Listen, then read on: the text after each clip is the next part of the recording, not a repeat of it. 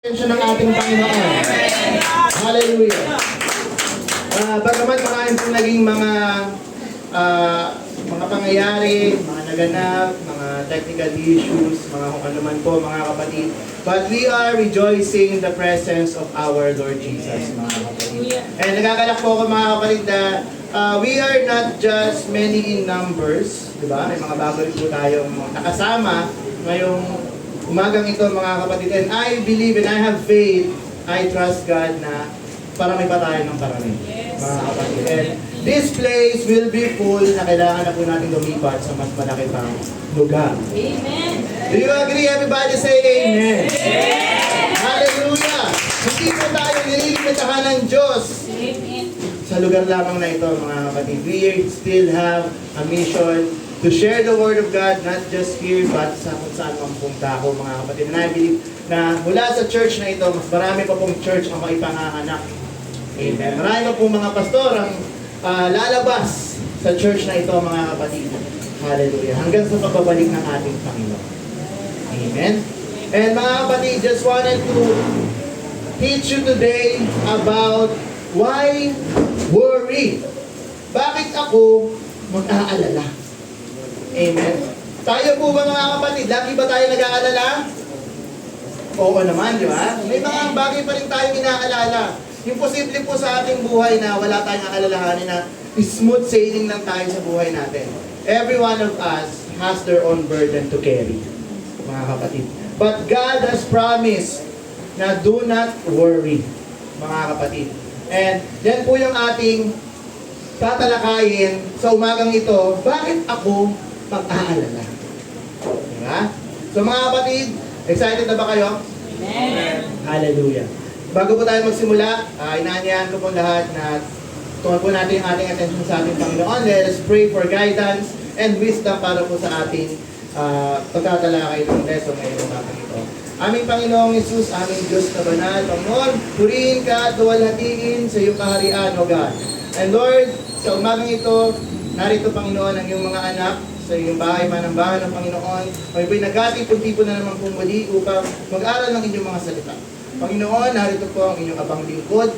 Gamitin mo po ako, Panginoon, ayon sa pagkakadesenyo mo sa akin, Panginoon. Gamitin niyo po akong daluyan ng inyong presensya, O God. Yung mga salita mong mamumutawi sa aking mga labi ay magmula sa inyo, Panginoon, na hindi po sa akin lamang, O God.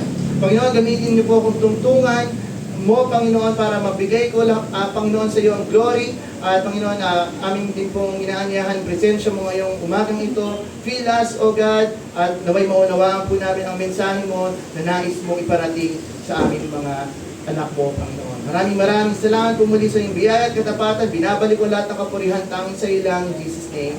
Amen and amen. Hallelujah. Napakabuti po ng ating Diyos. And alam ko po na lahat po tayo ay nakaranas ng kabutihan ng ating Panginoon. Gusto ko lang po marinig sa mga labi natin. God is good. All the time. And all the time. God is good. Hallelujah. Palakpakan po natin ang ating Panginoon.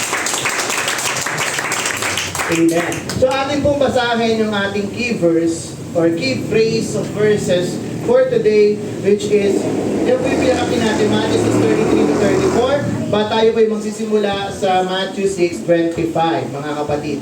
So babasahin ko po sa inyo in Tagalog, sabi po sa ating banal na kasulatan, kaya't sinasabi ko sa inyo, huwag kayong mabalisa tungkol sa inyong kakainin at sa inyong iinumin, upang kayo'y mabuhay o kaya'y tungkol na susuotin ng inyong katawan.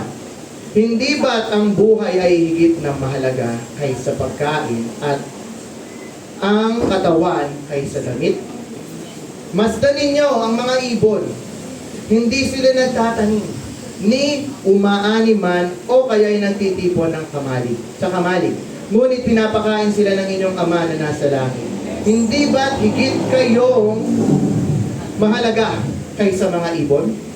Sino sa inyo ang makakapagpahaba ng kanyang buhay ng kahit isang oras sa pamamagitan ng kanyang pagkabalisa?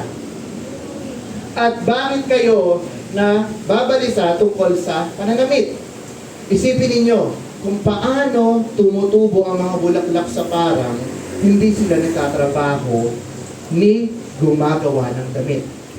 29. Ngunit sinasabi ko sa inyo, kahit si Solomon, sa kanyang karangyaan ay hindi nakapagdamit ng singganda ng isa sa mga bulaklak na ito. 30. Kung dinadamitan ng Diyos ang damo sa parang na buhay ngayon at kinabukasan ay iginagatong sa kalan, kayo pa kaya? Kay liit ng inyong pananampalataya sa Kanya. Sa 31, kaya't huwag kayong mag-alala na baka kayo kapusin sa pagkain, inumin, at damit. Hindi ba't ang mga hintil ang nagbabahala tungkol sa mga bagay na ito? Alam na inyong Ama na nasa langit na kailangan ninyo ang lahat ng ito. Ito na po yung pinaka-verse natin. Ngunit higit sa lahat ng biyayang halaga ninyo ang kaharian ng Diyos. At ang pamumuhay ng ayon sa kanyang kalooban at ibibigay niya sa inyo ang lahat ng mga bagay na ito. Kaya nga, huwag ninyong alalahanin ang bukas sapagkat ang bukas ang mag-aalala sa sarili niya. Sapat na ang inyong mga suliranin sa bawat araw. Purihin po ang ating Panginoong Diyos sa pagkakabasa po ng kanyang banal na salita. Amen. Tuloy po tayo. So tatlong ulit po nasabi dito yung do not worry. Kung babasahin niyo po siya sa English, sa verse 25, sinabi niya dito, do not worry about your life. Sa 30, do not worry. Sinabi rin po ng ating Panginoong Jesus. Sabi rin po sa 34, do not worry about tomorrow. So tatlong ulit na po sinabi yung do not worry. Yan sa phrases na yan, mga kapatid. At yun po, pinapaalala po sa atin ng ating Panginoong Diyos na sa buhay natin ito, kahit na marami pong suliranin, kahit na maraming mga pangyayaring hindi natin nalalaman kung ano na nga bang nangyayari sa mundo, anong pangako ng ating Diyos? Do not worry. Amen? Dahil ang ating Panginoon Diyos ay tapat sa atin, mga kapatid. At sa ating pagtatalakay ng ating lesson na ito, mas malalaman natin, bakit ba talaga? Bakit kailangan hindi ako mag-alala? Amen? Sabi po ni Mark Twain dito, si Mark Twain ay isang sikat na author, mga kapatid. Sabi niya, I am an old man and have known many great troubles. Siya daw ay matanda na at nakaranas na siya ng napakaraming bighati sa buhay niya. But most of them, anong sabi dito, never happened. Madalas, doon sa mga iniisip niya pa lang, natotrouble na siya. Sa iniisip pa lang niya, sa mga bagay na mangyayari pala, pinapahirapan niya yung sarili niya. Madalas tayo pong mga tao, tayo minsan kahit Kristiyano na, marami tayong iniisip sa buhay. Ano na nga ba mangyayari? Ano na mangyayari after nito? Paano yan? Diba? Pero ano sabi ni Mark Twain dito? Madalas, doon sa mga inaalala niya, hindi naman nangyari. So kung hindi siya nangyari, ano pong ibig sabihin nun? Sayang ang oras, sayang ang panahon, sayang ang effort, sayang ang lakas sa pag-iisip ng mga bagay na aalalahanin mo para bukas, pero hindi naman nangyari. Amen. Tinuturuan tayo ng ating Panginoong Diyos na lagi lang sumandit sa Kanya. Na lagi lang magtiwala sa ating Panginoong Diyos day by day. Na lagi lang natin alalahanin kung ano man yung bagay na pinagkatiwala sa atin ng Diyos ngayon. Ngunit ang bukas, siya na po ang bahala. Agree ba tayo, mga kapatid? Everybody say amen. Amen. Hallelujah. So napakabuti po ng ating Panginoon. And sa tuloy po natin yung ating topic na do not worry. Ito po yung tatlong points na gusto ko pong ituro sa inyo for today. Una is to learn to trust in Him. Let's give our full faith and trust sa ating Panginoong Jesus. And live today for Him. Sa buhay natin, since tayo ay mga Christian, we are Christ-like. We need to live for Him. Today. Not yesterday, not tomorrow, but today. Ang buhay natin, patuloy yan. But we need to live for Christ today. Kasi yun po yung may bilang. Amen? And live tomorrow to Him. pagkatiwala natin yung ating bukas sa ating Panginoon. Diba? Pangako po niya yan, na do not worry about tomorrow because tomorrow will worry about itself. Bahala na po ang bukas. Madalas po kasi tayo, we always want security. No? Sa buhay natin. We always want na dapat bukas okay pa din yung finances ko. Dapat bukas healthy pa din ako. Dapat bukas nakaplano na. And it is never a bad thing to think about our future, mga kapatid. Hindi ko kayo dinidiscourage na huwag intindihin yung hinaharap. Pero, don't stress too much on your future. So you will never know what lies ahead. Diba? Ngayong panahon natin, marami na po mga balita. Diba? Recently lang, bagyo. Nabalitaan niyo yung mga baha, yung mga ulan. Nakakaawa po ang mga tao. They also hope for tomorrow. Pero anong nangyari? Binawi na ng Diyos ang buhay nila. Pero kung tayo po ay nakasandig sa ating Panginoon Diyos, even if we lose our life today, meron tayo pangako na bukas kasama ng ating Panginoon. Amen. And that's the true security na dapat natin isabuhay, mga kapatid. Yun po yung pinapangako ng ating Panginoon na do not worry. Kasi yes, meron pa nga sa atin, may mga insurance, no? Siyempre, malay mo, mawala tayo, tapos kailangan, kawawa naman yung may iwan natin sa buhay. That is fine. That is totally fine, mga kapatid, na to prepare for tomorrow. Na sabi rin naman ng ating Panginoon na tayo ay manood tayo sa mga creation niya. Di ba? Gayahin natin yung mga ginagawang maganda ng creation. Isipin niyo yung mga langgam. Di ba? Ang mga langgam, pag tag-init, nag-iipon. Nag-iimpok ng pagkain. Because they are preparing sa tag-ulan. Diba? Kasi pag tag-ulan, hindi na sila makakalabas. So, nandun lahat ng pagkain nila. So, bilang Christians, dapat wise din po tayo. Amen? Naintindihan po natin, mga kapatid, na it is good, still good to prepare for tomorrow, but always put your trust in God. Amen? So, tuloy po tayo. Jesus says that when we worry, we are revealing the fact that we have little or to no trust sa ating Diyos. Totoo po yan, mga kapatid, na tayo daw pag nag-alala, nakukulangan tayo ng faith, nakukulangan tayo ng pagtitiwala sa ating Panginoon Diyos, na iniisip mo na baka hindi ako tulungan ng Panginoon, kailangan kong mag-prepare.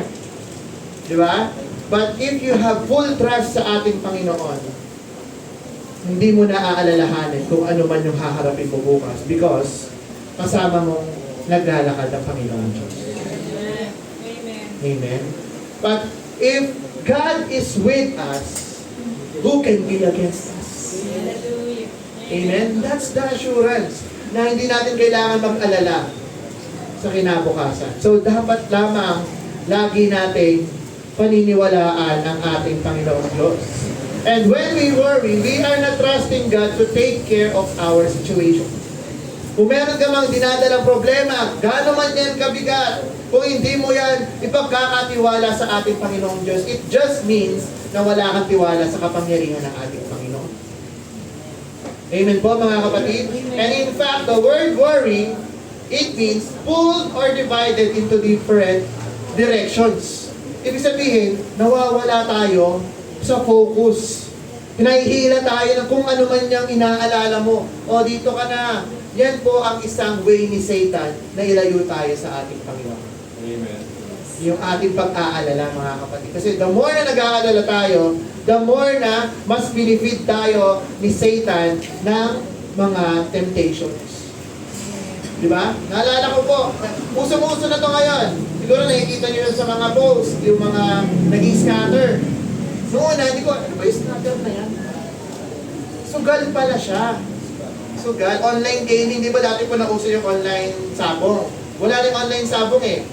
Kasi nangyari na, pinapatay po yung mga sabongero. So wala na pong online sabong. Ngayon naman po, online gambling. So yan po yung kinahuhumalingan ng mga tao ngayon. And hopefully wala pong mahuhumaling sa atin dito, no? Because that is very, very bad. Ayaw po ng Diyos ng gambling. Amen? So, doon po sa gambling mga kapatid, they are trusting doon sa roleta na papanalo sila. But in the end, ano nangyayari? Ubos ang pera. Naalala ko nga yung joke eh. Nung unang araw daw siya na nag-scatter, may kotse pa siya. After ng isang linggo, pinagyabang niya, "Ay, may bago na akong motor." Pero nabenta niya na pala yung kotse niya. After 1 month, "Uy, may bago na akong bike." Nabenta niya na pala yung motor niya.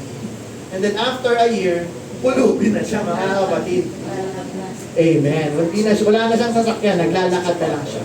So Satan usually uses things na iengganyo tayo. Kasi sa sugal po mga kapatid, papanalunin ka lang yan sa simula. Maniwala kayo. Bibigyan niya kayo ng malaki. Kunyari, tumaya kayo ng 100, papanalunin niya ng 1,000. Pag naingganyo na kayo, tatayakan na rin ng 1,000 at matatalo. Kasi based po yan sa testimony ng agent ko mga kapatid. Una, tumaya, 5,000 lang daw yung tinaya niya. And then, nanalo siya ng 30K. Diba, laki? Hanggang sa, pinilit niya pa makaroon pa. So that's the way Satan lures us to the bait on sinning, mga kapatid. Na nung nalure na siya, ang nasa isip niya, tataya pa ako ng malaki para ang balik, malaki. Pero ano nangyari? Tuloy-tuloy ang talo. Hanggang sa, nabaon na po siya sa utang, sa credit card niya, max out 100K. At ngayon, pinakontakt na po siya ng bank, sinisingil na siya. Huwag sanang mangyari sa atin yun. And that's just because nagsimulang mag-worry. Because of financial stability. Ginawang trabaho ang pag-worry, no? So dapat mga kapatid, we should always put our trust in God. Yes. Amen. Ano mang aspeto yan? Financial, emotional, spiritual lalo na. Kung nangihina ka spiritually, ask God to strengthen you. Ask God to increase your faith. Yung paniniwala natin, kasi galing din naman sa Panginoon yan. Yung faith natin, yung little faith natin, na tinutukoy niya lagi sa Biblia. Let's ask God to increase our faith. Wow. And worry is practical atheism. Atheism is non-belief sa ating Panginoong Diyos. It is like saying, I believe in God. Oo, naniniwala ako sa Diyos. But then, living like you don't.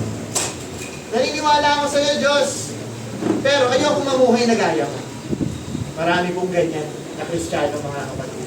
They proclaim that they are with God, but they are not living with God. They are not walking in the Spirit. Hindi nakikita yung fruits of the Spirit sa buhay. And let's not be that type of person. Kung tayo anak na ng Diyos, dapat nakikita sa atin yung mga fruits of the Spirit. Ano-ano po ba yung mga fruits of the Spirit? Love, patience, joy, long-suffering, kindness, diba? Goodness. Marami po. Dapat hindi na tayo magagalitin. Dapat hindi na tayo mabilis mapikon. Dapat mahaba yung pasensya. Dapat marunong magpatawad sa mga nagkakasala. Hindi lang pagpapatawad na okay na tayo, pero wag mo na akong papansinin. Friendship over na tayo. Sa mga Kristiyano, mga kapatid, yes, pero ang times na kailangan minsan i-disconnect natin yung ibang tao na nakasakit ng ating feelings, but always pray to God to heal our wounds. Kasi hindi po madaling magdala ng isang sugat na dumudugo pa, mga kapatid. Diba? Always ask God. Not time heals all wounds, mga kapatid. Diba? God is our only healer. Not just sa sickness, but also in our emotional state, mga kapatid, like depression, anxiety, regrets. Always ask God to help us. Amen. And pag tayo tinulungan ng ating Panginoon Diyos, 100% hindi na kayo mag-aalala sa buhay niyo. Diba? Napakahirap po na mabuhay sa mundo na punong-puno ng alalahanin. Na everyday, lagi ka na lang na frustrate. Anong gagawin ko? Kailangan ko tong ayusin. Kailangan ko tong bayaran. Kailangan ko ayusin yung relationship ko sa Kanya. But God has promised na He will never leave you. He will never forsake you. And at the end of the day, mga kapatid, lahat ng problema natin, naniniwala ako, at dapat maniwalaan nyo din, mga kapatid, na yung mga pagsubok natin, it is just a test. Pagsubok nga eh. Diba? It is a test for us to go to the next level of our spiritual maturity. Ngayon, grade 1 ka pa lang, binigyan ka ng Diyos ng problema, kadali lang. Na-solve. Level 2, grade 2 ka na. Kung napapansin nyo, the more we mature spiritually, the more yung bigat ng problema na binibigay sa atin. Papansin nyo, hindi pa. Baka grade 1 pa rin kayo. Amen po? Amen. Kasi kung the more na mas mabigat na yung level ng problema, God has greater plans for you. It means He is preparing you for something greater. Kung sa tingin mo, hindi mo na kaya ang dinadala mo, give it to God. And once na ma-resolve yan, once na ma-solve yan, mga kapatid, always give the glory sa ating Panginoon Diyos, not to yourself. Always give the glory to God. And makikita ng mga tao, how good is our God. Kahit hindi kayo magsalita, mga kapatid, kahit dumapat lang kayo sa labas and they know your history, they will worship God and they will glorify God na kung paano kumilos ang Panginoon sa buhay natin. And that's the true testimony na pwede nating ibigay sa mga tao. Not just by words, but by our actions. Mga kapatid, mas masarap mag-testify na nakikita yung buhay natin na we are living with God. Not just we are stating here how good God is. Yes, I can fake everything. Kaya kong sabihin na ang buti-buti ng Diyos sa buhay ko, but I don't have faith.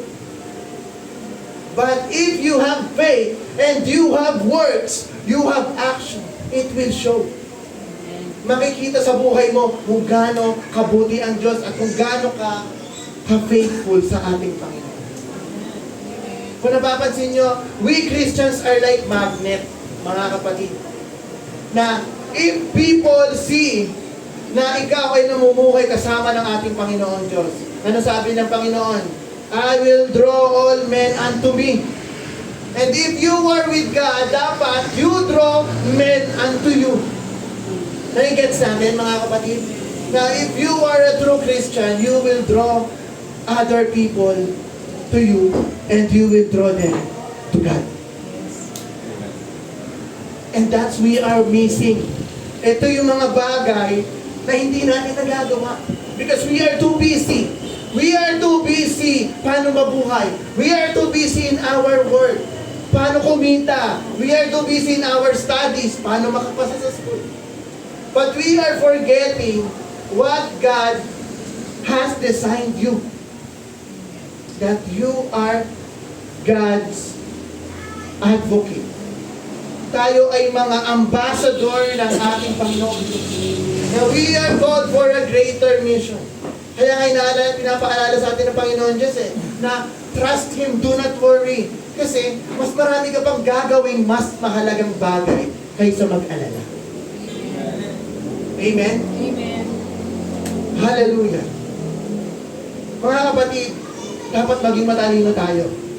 God is always teaching us things. But most of the time, pinapalabas lang natin siya from one ear to another. Na okay lang, nakapakinig na ako. Okay lang, kasi nakaupo naman ako sa church. Okay lang, umattend naman ako sa church. But don't forget the essence of the Word of God. The Word of God is given because it is a guide. Amen. Ito'y kailangan natin. Pagkain natin, it is the bread of life. Mga kapatid, don't just take the Word of God lightly. Ito yung sustansya ng ating espiritu. Kumakain tayo physically, yes, malakas. Sino dito hindi pa nakapag-almusal? Amen. But, yung spirito natin, nagugutom din mga kapatid.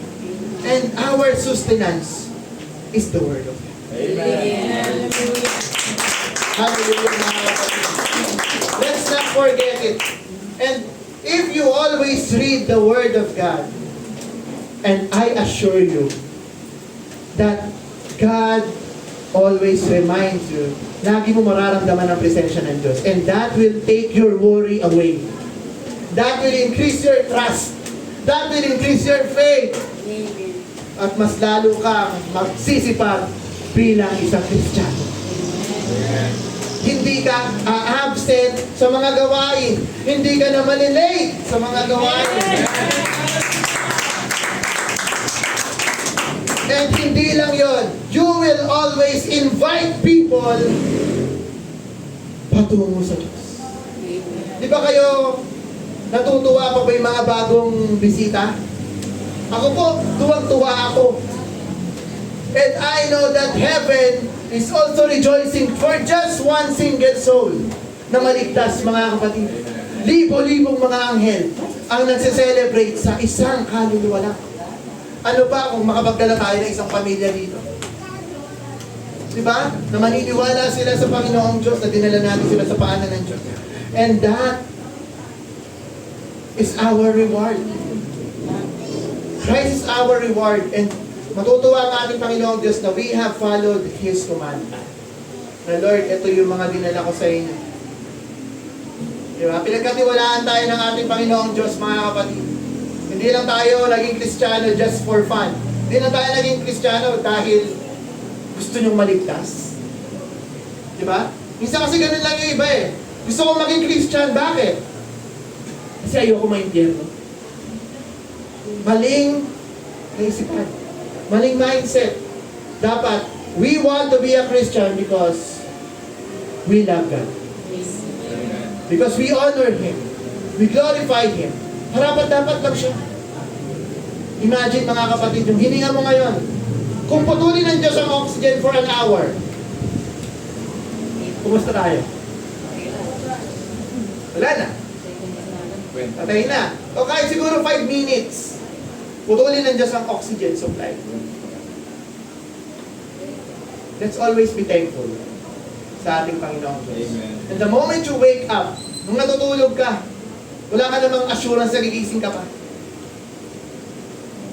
So always thank God.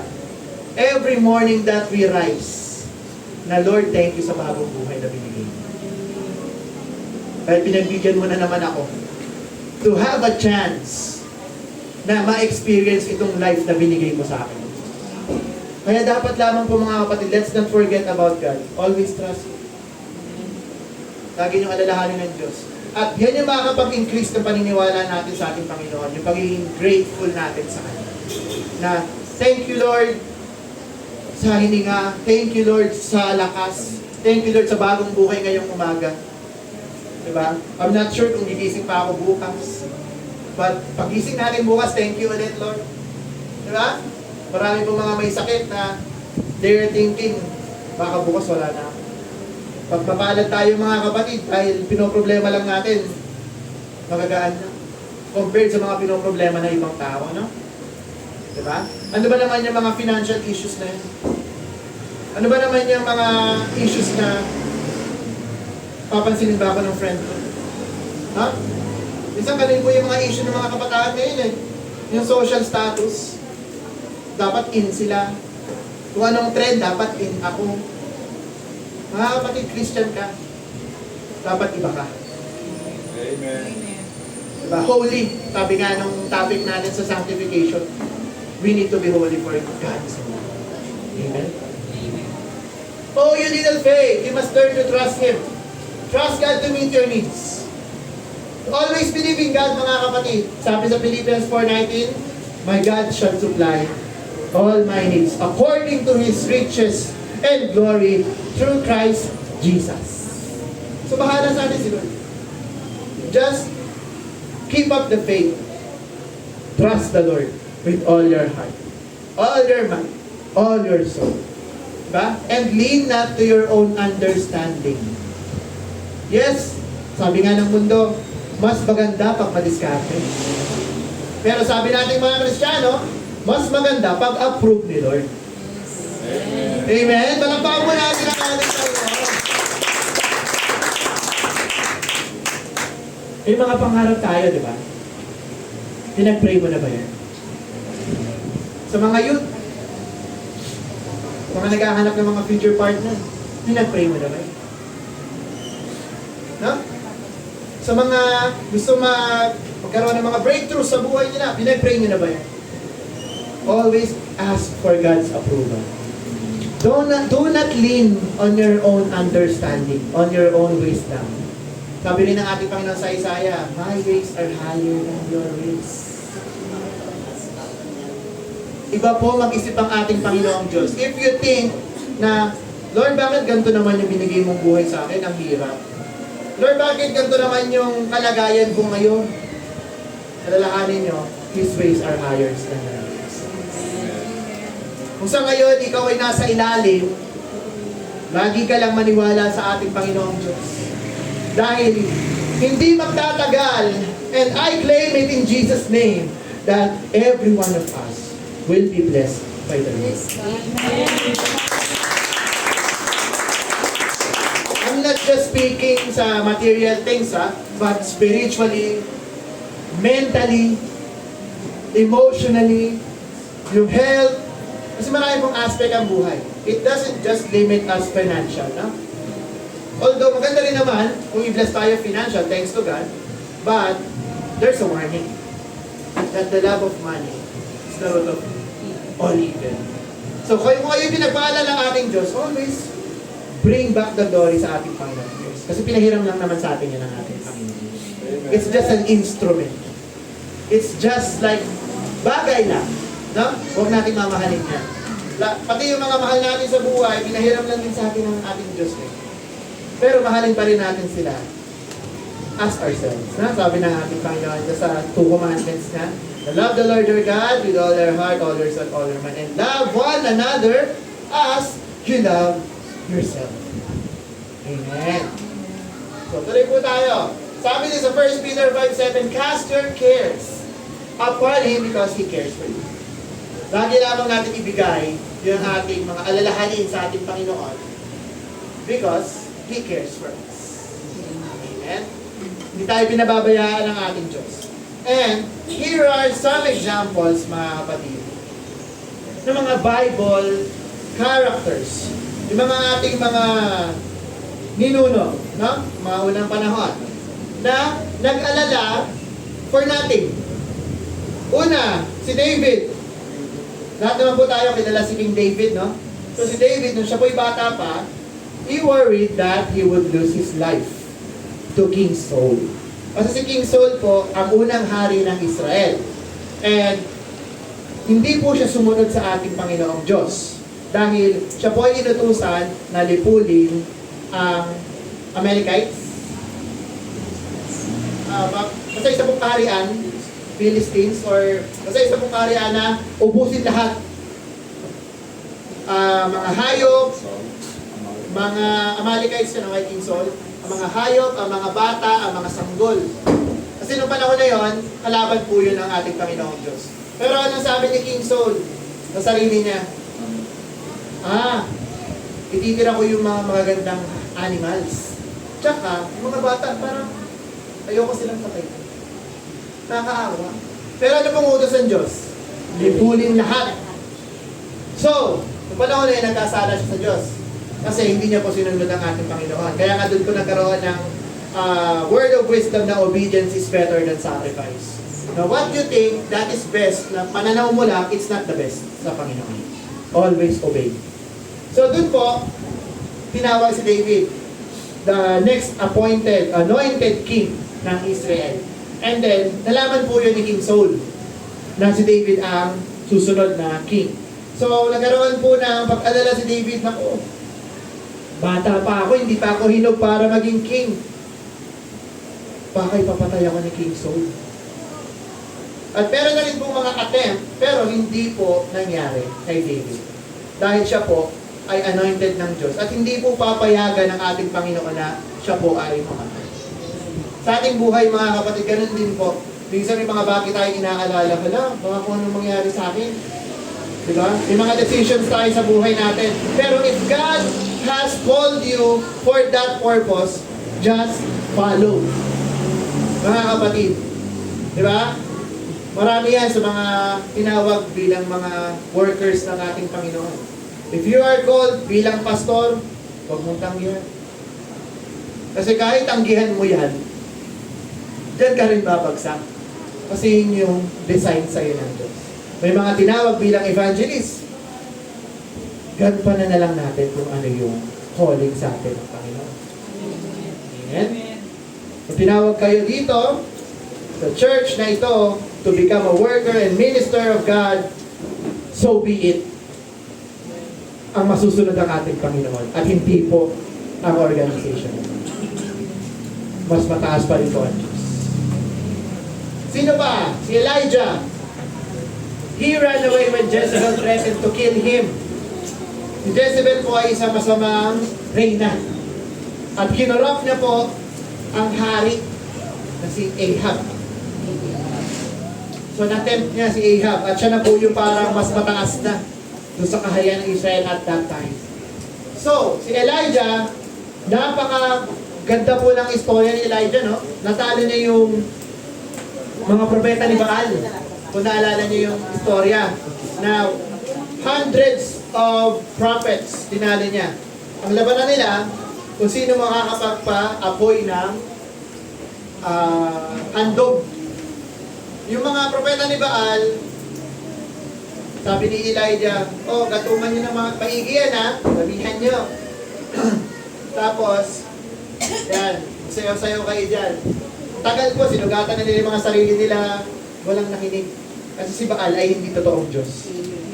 Pero, si Elijah, nung turn niya na, sabi niya, o sige, lagyan niyo ng tubig, buhusan nyo. Basahin nyo. Para sabihin nyo walang daya.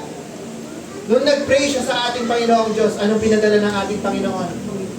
Apoy na nagmula sa kalangitan. So siguro sa modern times, bitchok o kidlat na malakas yun. Boom. Sunog. Talo ang mga propeta ni Baal. Isang prayer lang yun ha.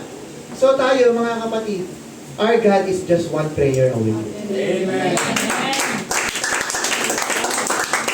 Kahit gaano pa kalakas yung mga kalaban natin, kahit gaano pa kabasa yung alay natin sa Panginoon, but if we pray solemnly and genuinely sa ating Panginoon, He will pour down His presence like a fire.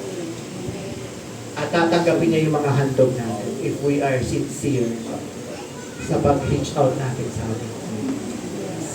Ha? Napaka-ganda, wonder ng ating Panginoon. Sino ba?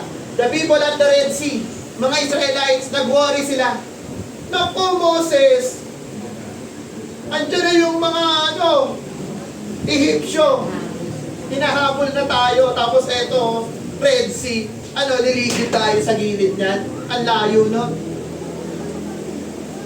Sabi ni Moses, mga wala kayong pananampalataya. Alam na natin kung ano nangyari. He parted the Red Sea. And that's one of the greatest miracle na ginawa ng ating Panginoon Diyos sa mga Israelites. But the Israelites na natiling matigas ang ulo. Diba? Sa dami-dami ng miracles na ginawa sa kanila ng ating Panginoong Diyos, ayaw pa rin sumunod. Madalas ganyan tayo. Ginawan ka na ng lahat-lahat, binigay na sa iyong lahat ng ating Panginoong Diyos. But still, we continue to disobey and sin against God. So dapat mga kapatid, baguhin na natin how we live our life. We should always live a godly life. According to His will. Amen? Next po. Si King Darius. Kilala niyo si King Darius? Siya po yung hari ng panahon ni Daniel. Si Daniel, nilagay siya sa den of lion. So sa lungga ng mga leon. So nag-alala si Darius, sabi, wala, baka patayin na si Daniel. Kasi lion ba naman, mga ginutom ng ilang buwan yan eh. Di ba? ikaw kaya ilagay ka sa lugga ng mga leon, baka isang minuto pa lang, wala nang matira sa'yo kahit buto. Pero, ganun na lamang po yung kabutihan at kapangyarihan ng ating Panginoong Diyos na He shut the mouths of the lions. Na naging parang mga pusa. Siguro yung nahawak-hawakan po sila ni Daniel, no? Ginawang higaan pa yung mga leon, no? Ay, sarap naman dito, enjoy naman dito. Ang laki ng higaan ko, mga lion. Pero sinili pa rin siya ni Darius. Hello, gusto na kaya? Daniel! Daniel! Tinawag niya. Buhay ka pa ba? Sabagat si Daniel, opo, mahal na hari, buhay pa. Nawala po yung alalahanin ni King Darius. But, if he had faith, kahit hindi niya na-check yun, maniniwala na siya, anak ng Diyos yan. Hindi yan mapapahama. Dapat ganun po tayo mga Kristiyano. Na alam natin, we know where we stand. Anak tayo ng ating Panginoon Diyos. At lahat po ng panganib o anuman pong mga problema, kakayanin. Diba? Layon nga, na-shot ng ating Panginoon yung bibig eh. Ano pa ba yung problema mo? Mas malaki pa ba sa layon yan? Diba? Ganun po ang ating Panginoong Diyos gumawa. He is a God of miracles. Miracle worker po ang ating Panginoon. And then, sa next po, ito na po panahon na ni Jesus, yung mga kababaihan na dumalaw sa ating Panginoong Jesus on the third day, hindi nila naalala na sinabi ng ating Panginoong Jesus na break this temple and after 3 days, aayusin niya at babangon ito. Pero sa palingin ko mga kapatid, hindi pa nila naintindihan yun nung panahon na yun. So they are expecting na ang ating Panginoong Jesus ay nandun pa rin sa tomb. But what happened mga kapatid? The stone was rolled away kasi noong panahon po na yun, yung mga tombs nasa mga caves po siya. Tapos yung mga cover po ng mga tombs na yun ay mga malalaking stones. Ang kaya lang po mga magtulak nun ay mga malalaking katawan na kalalakihan. So hindi po yung kaya ng mga tulad ko, maliliit lang, na mga babae, hirap. So nagulat sila, pagdating nila, uy, bukas na yung tomb ni Jesus. Tapos pagsilip nila, wala, ba't wala dito yung bangkay ni Jesus? Inayos namin yun ah. Because He is risen. So yun po yung pangako ng ating Panginoon. Kung ano po ang sinabi ng ating Diyos, tinutupad na. So, kung ano man po ang pangako ng ating Panginoon sa atin, panghawakan po natin. Hanggang tayo po ay nabubuhay. Amen? Kasi yung ating buhay po, temporary lang. May limit lang. Yung iba umaabot ng 80, 90, yung iba 70, yung iba mas less pa. So habang tayo ay may buhay pa, lagi natin ibigay lagi sa Diyos yung ating pagbiduhan. At huwag nyo nang sayangin yung oras nyo sa pag-alala. Sayang eh. May nagawa ka sanang solusyon. Yung isang oras mo na pag-iisip ito, anong gagawin ko? Kung nag-isip ka ng solution, nag-pray ka sa ating Panginoon, productive ka ba? Amen? And then last, si Peter, natakot siya. Wala, baka hindi na ako i-save ng ating Panginoon. Kasi dininay ko siya 3 times eh. Ha? Pero ano sabi dito? Kaya siya'y tinawag mo rin ng ating Panginoong Diyos. O go tell my disciples and Peter too. So, counted pa rin po si Pedro kahit siya po'y nagkasala. So, kahit po tayo mga kapatid, kahit tayo ay patuloy na nagkakasala, patuloy na hindi nagiging tapat sa ating Panginoong Diyos, ang ating Panginoong Diyos ay palaging tapat. Na tayo ay patawarin. Na tayo ay laging antayin.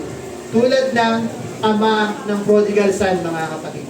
If you will remember the prodigal son, na siya po ay lumayas dahil sa kanyang mga duho. Diba? Na kinuha niya na yung 50% ng mana niya. Sa panahon na yan, kapastusan po yun mga kapatid. Nahingiin mo yung mana mo sa magulang mo. Kasi ang mana po ay binibigay lamang kapag nawala na ang magulang. Pero siya, bigay mo nga sa akin yung 50%. Binigay hanggang sa naubos. Pero, this prodigal son still had faith to his father. Na inisip niya, kahit nga yung mga alipin ng tatay ko, kumakain ng maayos na tinapay. Eh ako, kinakain ko dito, darak, kaning baboy. Eh, kasalanan niya rin naman. And he accepts the fact na siya yung may reason kung bakit siya nagkaganon. Dahil nilusta niya na lahat ng pera niya eh. But he still had this little faith sa kanyang ama na tatanggapin siya. At hindi po siya nagkaganon. Bumalik siya doon, at nagulat siya inaantay ng kanyang ama. Na naka-ready na yung kanyang robe, pati yung singsing niya. Yung robe po symbolizes na yung pagpresensya ng pagyakap ng ating Panginoon. At yung singsing is yung symbol na siya'y tinuturing pa rin anak ng kanyang ama. So tayo mga Kristiyano, tayo po ay tulad ng prodigal son. Then, na sometimes we are far away from God, but don't lose your faith. Bumalik tayo sa Panginoon. Dahil ang ating Panginoon, inaantay lang tayo. No? But, i-highlight din natin yung isa pang anak, no? Yung pangalawa, yung panganay.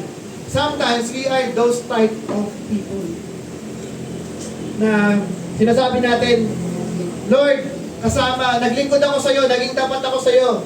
All these years, 20 years, 30 years ako naging Christian. But, ang kapatid ko, napasaway, tatanggapin mo lang after ilang years na tinakwil ka, tapos ginawan ka pa ng masama. Sometimes we are being self-righteous.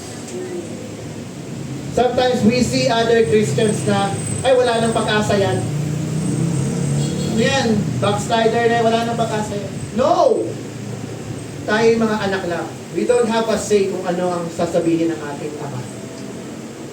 So kung tayo yung mga ganun pa mag-isip mga kapatid na pagkatulad ng panganay na pinagmamalaki natin yung ministry natin, pinagmamalaki natin on the years that we have served the Lord. Wag. Mga kapatid. Dahil masama pong isip yan. We always think the best sa lahat ng mga kapatid natin kung ano mang kalagayan nila. Kung nakikita natin naghihirap sila, pag-pray natin sila na Lord, sana makabalik siya. And Lord, ayusin mo yung puso ko na hindi ako maging tulad ng Pariseo na tumitingin ng mali ng iba, pero yung mali ko, hindi ko nakikita. Amen, mga kapatid? So always trust God. And number 2, live today for Him. Always learn to trust in Him. Live today for Him. Sabi ko, seek ye first the kingdom of God and His righteousness, and all these things shall be added unto you. Kanino naman po yan, no? Kingdom of God is the rule or reign or even rest of God.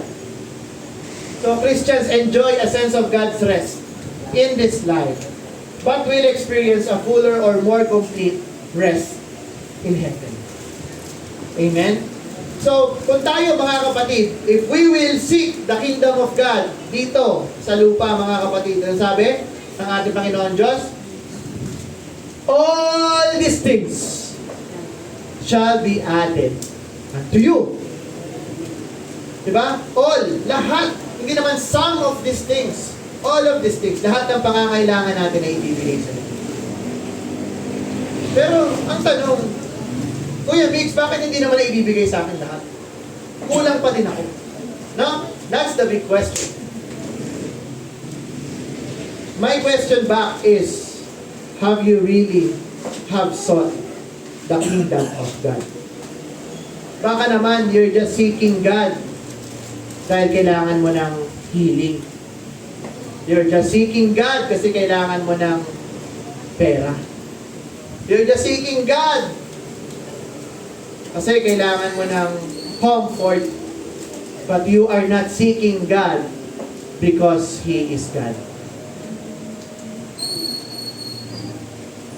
Ang gusto po ng Diyos sa atin, tayo po ay mayroong peace. Mga kapatid. Even if we are with these struggles in life, mahahana pa rin natin yung peace kasama ng ating Panginoon. And it is also written na may pagtitiis talaga. Amen? But Kuya Mix, sabi dito, all these things shall be added unto you. No? Mga kapatid, our life here on earth, temporary. huwag na natin hangarin makuha lahat dito.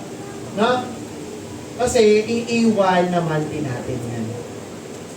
Iiwan natin yan. Kung ano yung may hawak mo ngayon, oo, may kotse ka, may bahay ka. Pag namatay ka, may bahay ka pa ba? Wala. May kotse. Madadrive mo pa yung kotse mo pag namatay ka na? Hindi. Makakagastos ka pa ba? Pera mo, madadala mo? Hindi. Mga kapatid, focus tayo on laying up our treasures in heaven. And laying up in treasures in heaven, hindi siya nabibili ng pera. How can we? Paano ang tanong? Paano yan, Kuya Mix? Paano ako mag-lay up treasures in heaven? By working with God. Gawin mo ang pinapagawa sa iyo ng Diyos. We are given talents ng ating Panginoon. Naniniwala kayo? May isa, may 5, may 10. Ang masaklap, yung isang talent, hindi pa ginamit. Itinabi. At sa pagbabalik ng ating Panginoong Diyos, anong sabi niya? Lord, ito na yung isa, oh. Tuntua pa siya, no? Lord, ito na yung isa. Tinabi ko yan. Sabi ng Panginoon sa kanya, ay, hindi mo naintindihan. Hindi ka mapagkakatiwala ang alipin. Ang mga talents na ibinigay sa inyo, binigay sa atin ng Diyos para ating palaguin. For the kingdom of God. Diba? Anong ginawa doon sa may isa? Kinuha ang talent. Ibinigay doon sa may 10. Kasi 10 na doble niya. Nagawa niyang 20.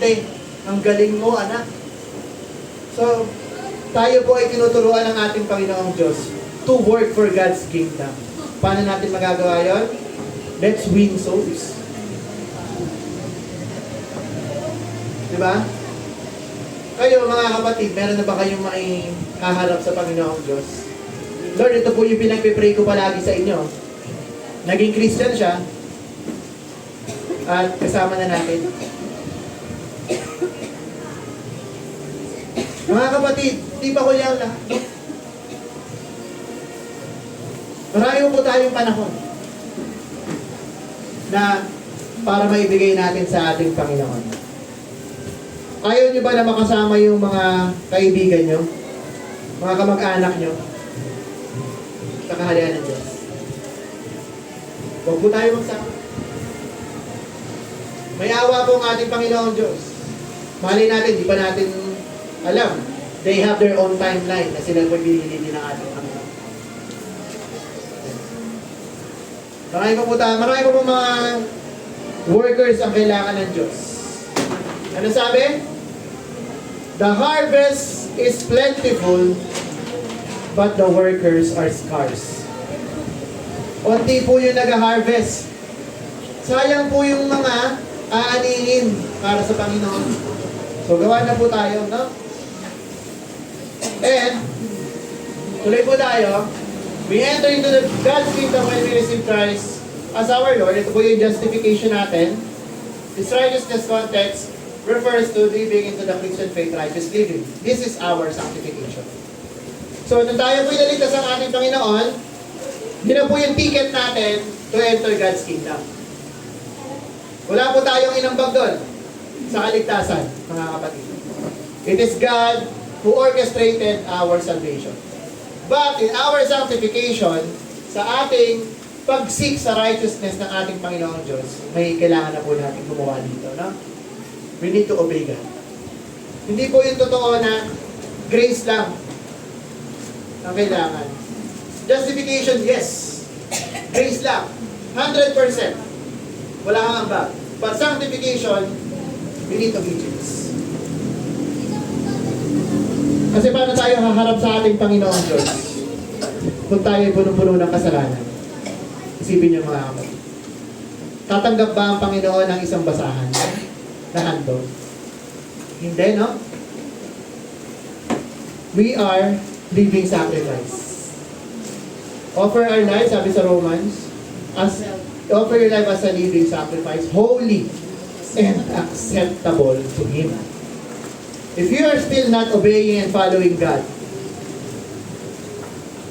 hindi ka pa pure. Mga kapatid. So always live today for Him. Always seek God. Amen? Put Him first in all things. Don't allow worry or noise. Minsan nakakaano yung ingay, no? Ng paligid. Nakakasira ng focus. So huwag natin yon anyayahan to get in the way sa pag-ibig, sa pag-trust natin at devotion natin sa atin. Yan. So agree po ba tayo dito mga kapatid? Amen. Amen. So patuloy lang po tayo lagi na magtiwala sa ating Panginoon. And lastly, live tomorrow to Him. Ito pinaka-gusto ko sa lahat na hindi ko na kailangan mag-alala para bukas. No? Sabi nga sa kasabihan ng mundo, may bugtong yan eh. Ano yung isang bagay na lagi siyang parating pero hindi dumating? No? Bugtong po yun eh, di ba? Na-encounter nyo na ba yung bugtong na yun? Hindi pa? Hindi pa? Sagot doon bukas, tomorrow. Di ba? Bagay na parating pero hindi nadating. Kasi pagdating po ng bukas, ano na siya? Today. Yeah, today na. Si tomorrow pa din. No? Hindi po siya talaga dumadating. Kaya nga, ang sabi po ng banal na kasulatan, do not worry about tomorrow. Kasi bahala na ang Panginoong Diyos sa tomorrow. Kasi ikaw, ang role mo, bahala ka ng gumawa today. That's your role. Amen po? Yan. Live one day at a time. One day at a time lang. Huwag masyadong ma-anxiety. Kaya yung mga tao ngayon, yun yung mga usong sakit. No? Yung mga nag-hyperventilate. Anxiety. Depression. Though hindi po natin yan ini-invalidate. Baka sabihin naman ng mundo, masyado ka namang harsh, Kuya Mix. Totoo pong psychological disorder yan. Oo, talaga. Nakulangan niya ng pananampalataya eh. Kasi it's all in the mind. Yes, psychological siya. But, mas malaki ba yung psychological disorder sa ating Panginoong Diyos? Kasi usually, ang panahon natin ngayon, they always block Christian belief. Kapag sinabi mo na minamaliit mo yung mga depression, yung mga anxiety, ay, ang sama mo naman. Kasi sasabihin, ay, paniniwala lang sa Diyos ang gamot yan. Sasabihin ng mundo, hindi, totoong medical ano yan. Ginagamot yan ng mga psychologists. Because they don't have faith in God. Agree ba kayo? O nag-agree kayo sa mundo? Dapat sa Diyos kayo palagi. Kahit anong sabihin ng mundo, huwag kayong matitinag. Kahit sabihin nila na ang bakla, tomboy, okay, hindi okay. Agree? O sabihin na para hindi kayo kutsain ng tao. Okay lang naman. No comment. No! We are called to be holy. Kung anong uso sa mundo, kasalanan yan. Kasalanan yan. Meron pa ba ng uso? S-line. Ano yun? Nakita niyo na yan? S-line? Movie siya, movie. May mga red daw na string dito, no? Ibig sabihin daw nun, kung ilan daw po yung tali nung tao. Kunyari, nung mga buhay mo, wala pa kabata, mga sa lumaki ka, may mga naging girlfriend or boyfriend ka, nagka-fornication ka. O siguro, tatlong gano'n, may kita. Kung ikaw ay masyado, kunyari, prostitute, then dami nun. 100, no? Well, sabi po, and they are making fun of it. No? Ginagawa nilang post. S9. Mga kapatid, we are Christians. Ayaw na ayaw ko makakita sa inyo na may ganong post. Because God encourages us na ang sex is only for married people. Outside sex, that is called fornication. And that's sin. And God doesn't want sin na maging famous. So ano pansin sa social media? They are making sin famous. Sino ba nga naging post doon? LGBTQ, S-Life, ano ba, may mga affair. Meron pang bagong post doon, yung nakita sa may concert, no? O nakita nyo din. Dapat aware din kayo sa mga nangyayari, mga kapatid. Wala pong masama to check. CEO siya ng malaking company, nanood ng concert ng Coldplay. Nakita, kayakap yung HR. May asawa sila parehas na iba. That's called adultery. And that is sin. Amen. Mga kapatid, ganun na kakorap ang mundo. Na they are just making fun of sin. Kaya tayo mga kapatid, wag kayo mag-a-agree sa mga ito. And always stand for what is right. Stand with God. Amen.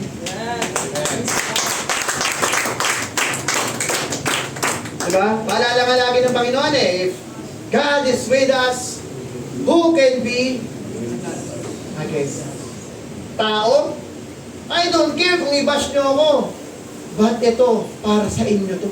This is for your soul because your soul is much more heavier than dyan sa fame na hinahangad mo. Yung mga influencer ngayon, ano yung mga context, ano yung mga mga cheating. No? They are making fun of it. Ginagawa pang pinagkakaperahan pa, no? Diba? Naalala nyo yung mga ilalive pa, nagrant. Ay, ano ka, taksil ka. Pero laki ng kinita. Kasi kada views po nun, may monetary value. Pag may mga problema, anong sabi ng Bible? Kausapin ng kapatid secretly. Pag may problema kayo sa kapatid nyo, personal nyong kausapin. Yun ang talagang payo ng ating Panginoon. Kapag hindi kinaya, hindi na-solve, anong sabi? Magsama ng isang kapatid as witness. Pag hindi pa rin kinaya, humingi na ng tulong sa church. At ayaw pa din makipagkasunto, itiwalag na sa church. That's how we deal things. But ngayon, ano na pong gusto ng mundo? They deal things on social media.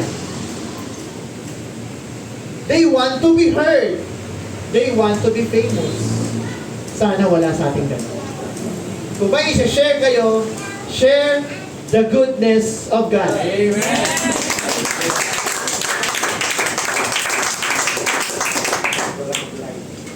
Kahit one lang ang liker nyo, 2, 3, but God and His angels, million likes ang makukuha nyo.